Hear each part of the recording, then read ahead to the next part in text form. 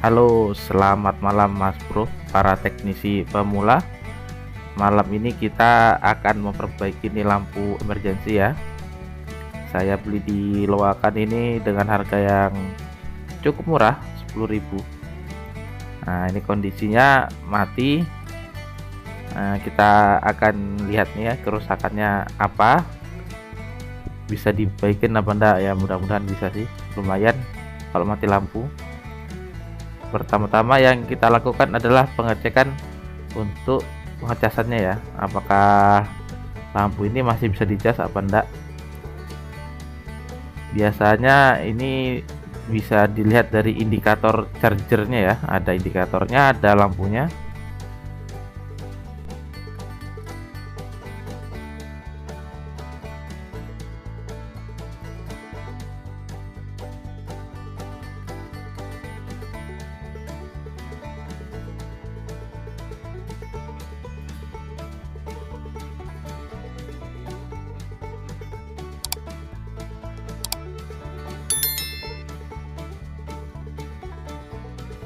Apabila indikator charging menyala, berarti bisa dipastikan sistem chargingnya berfungsi dengan baik ya. Biasanya ditandai dengan lampu merah seperti yang saya tunjukkan ini. Nah, chargingnya berarti bagus. Selanjutnya kita bisa mencari penyebabnya ya, kenapa ini kok lampunya nggak mau nyala ini. Nah, pertama-tama tentu saja kita harus membongkar unitnya atau membongkar lampu emergency ini ya. Lepas lampunya dulu daripada ntar rusak ya, tambah rugi. Ini untuk lampunya ini ada 4 mounting atau baut di bawahnya ini. Kita kendorin terlebih dahulu.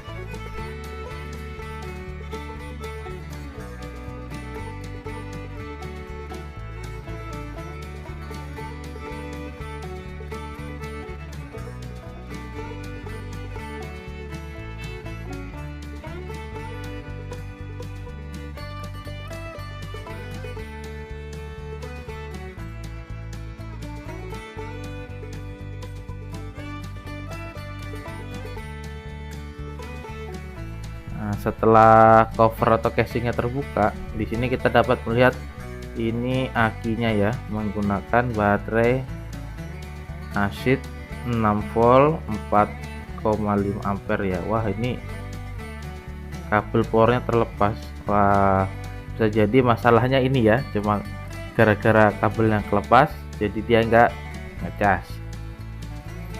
Nah, di sini kita lakukan pengetesan dulu untuk baterainya ini.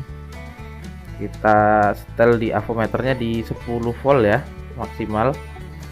Ini avometer digital, jadi sebenarnya positif negatif bisa bolak-balik.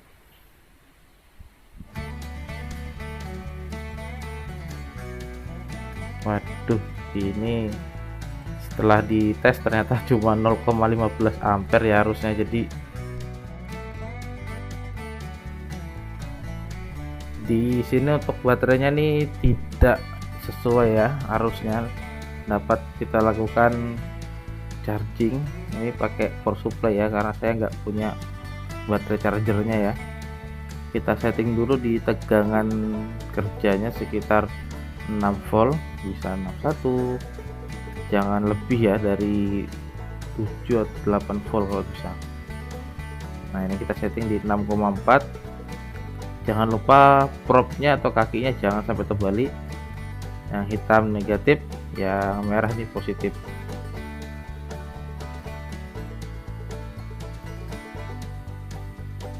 Nah, ini adalah probe untuk charger ya. Ini yang negatif. Nah, yang warna merah ini kita hubungkan ke positifnya ya. Nah, di avometer ini terbaca tegangan pengisiannya 7,7 ya, masih bisa dimaklumi. Sambil baterai kita lakukan charging ya di luar, nah ini kita dapat melakukan pengetesan untuk sistem inverternya ini ya, dari DC ke AC ini. Nah, kita pasang dulu lampunya, terus gunakan power supply. Nah, ini yang hitam nih positif, nanti yang merah itu di negatifnya ya, sama-sama merah kabelnya. Nah, ini kita lakukan untuk melakukan pengujian apakah sistemnya inverternya bagus apa enggak ya, ada kerusakan apa enggak. Ini kita kasih power langsung dari power supply. Ternyata kita tes dulu. Wah, ternyata untuk power supply-nya ini bagus, inverternya juga bagus ya, jadi lampunya menyala. Berarti kemungkinan besar nih kerusakan memang di baterainya ya.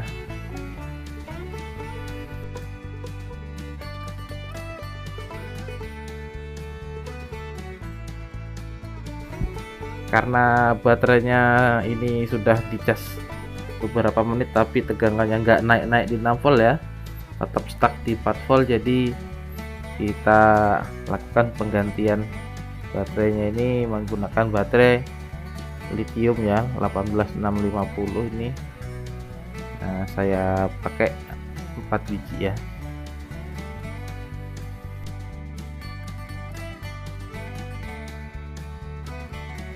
Untuk merangkai baterai 18650 ya, ini sebenarnya sih tidak disarankan untuk disolder ya, makanya saya menggunakan ini las atau spot welding untuk baterai 18650 ini.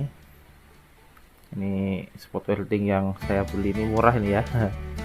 Murah tapi harus pakai baterai ini 12 volt. Nah, ini lampu LED-nya udah menyala biru ya, berarti udah connect ke baterainya. Kita amankan dulu.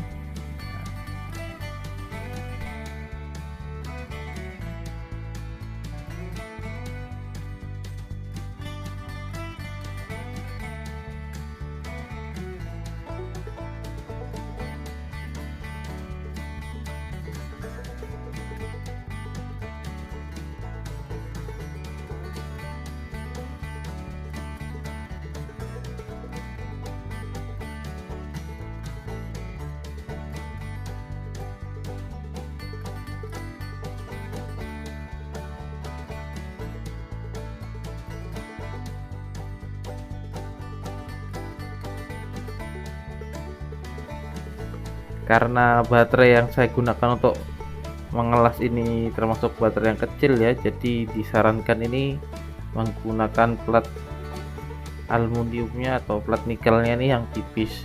Jadi kalau platnya tebel dia nggak bisa tembus ya, butuh baterai yang lebih besar.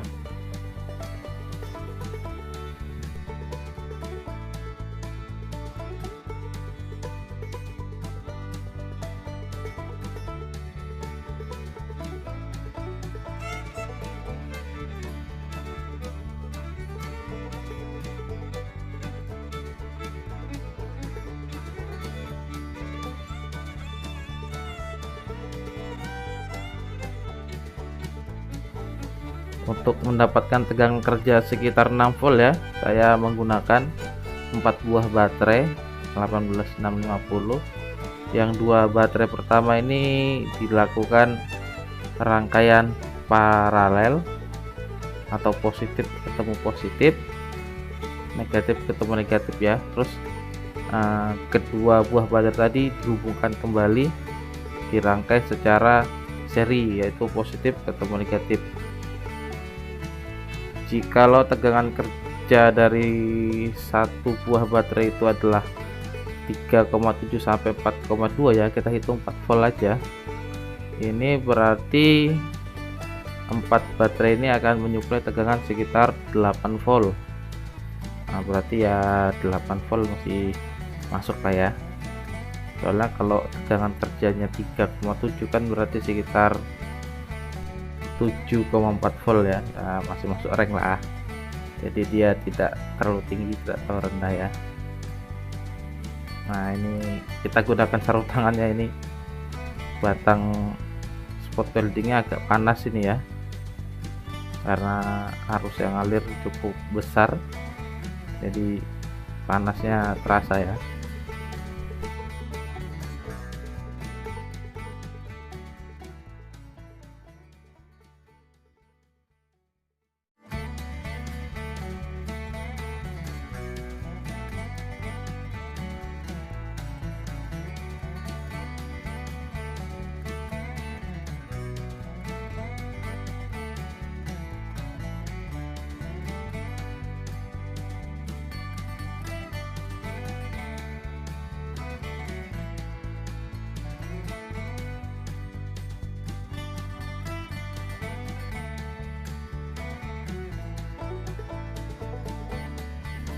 Setelah selesai nih kita dapat melakukan pengetesan tegangannya ya, tegangan akhirnya nih.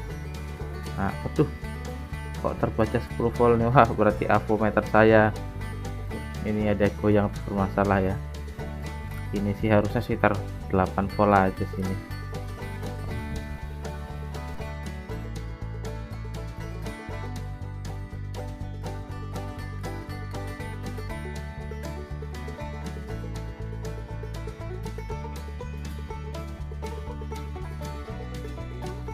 Setelah saya ganti nih ya avometernya pakai yang analog nih, kayak yang digital tadi error ya. Nah, di sini terbaca tegangan kerjanya sekitar hampir 8 volt. Wah, bener berarti ya. Nah, selanjutnya kita bisa merakit tadi baterai ini, kita masukkan ya.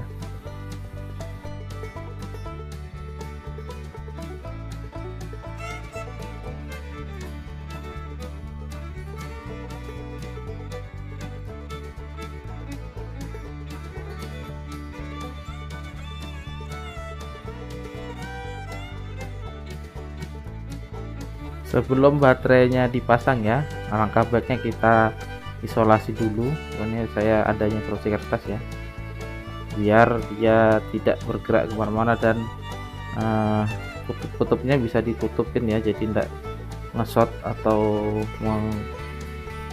menghubungkan arus pendek ya.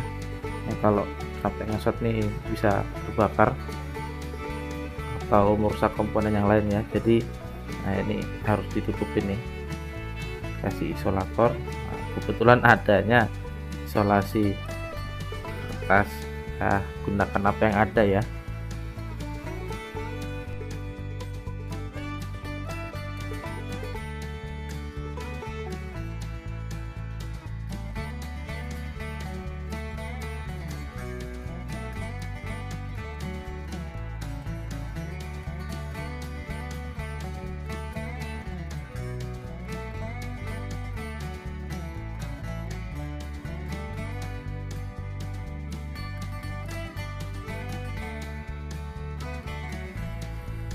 Jangan lupa kita beri marking atau kita tanda di kutub-kutubnya, nanti kalau kebalik malah merusak komponen yang lainnya ya.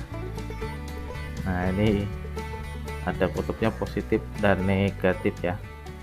Nah, untuk baterai lithium sendiri sih disarankan menggunakan BMS ya. Ini saat ini BMS-nya saya belum punya, jadi untuk merakit BMS-nya ini di video selanjutnya saja.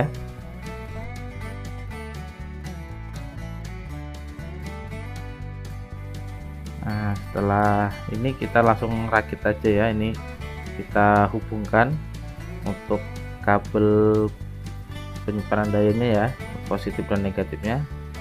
Jangan lupa diberi timah tambahan ya, biar lebih merekat. Ini di kutub-kutub baterainya ya, sama di kabelnya juga.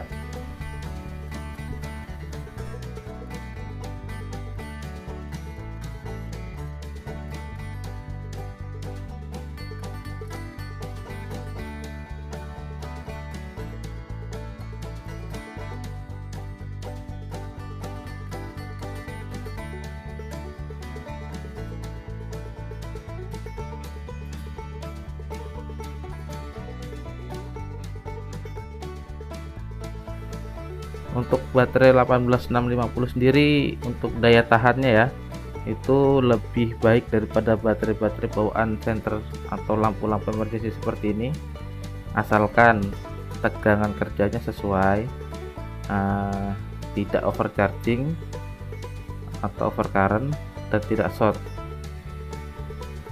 Ini sudah berhasil nyala ya lampunya. Lalu kembali kita amankan ini kutub-kutubnya, karena ini kalau dipasang gini aja nanti bisa ngesot ke komponen lainnya ya.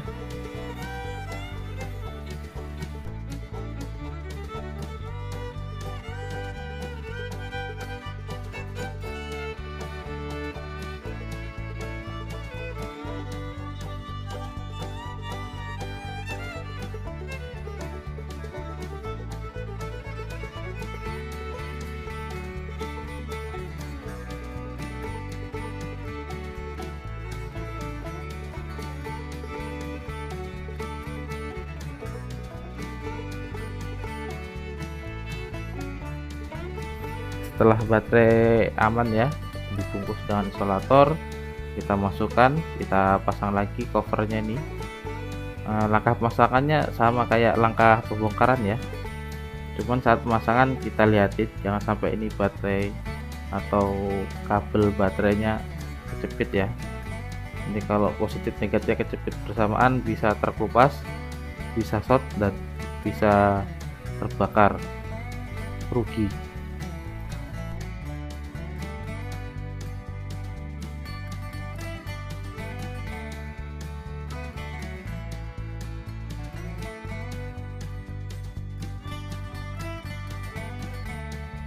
Setelah semuanya sudah terpasang ya, saatnya ini kita lakukan pengetesan lagi. Ini pengetesan akhir ya, apakah baterainya ini bisa ngecas apa enggak ya. Contohnya dicolokin ngasep, wah ternyata masih normal ya, bisa ngecas. Oke, kita tes nyala, alhamdulillah normal ya. Untung lagi, untung.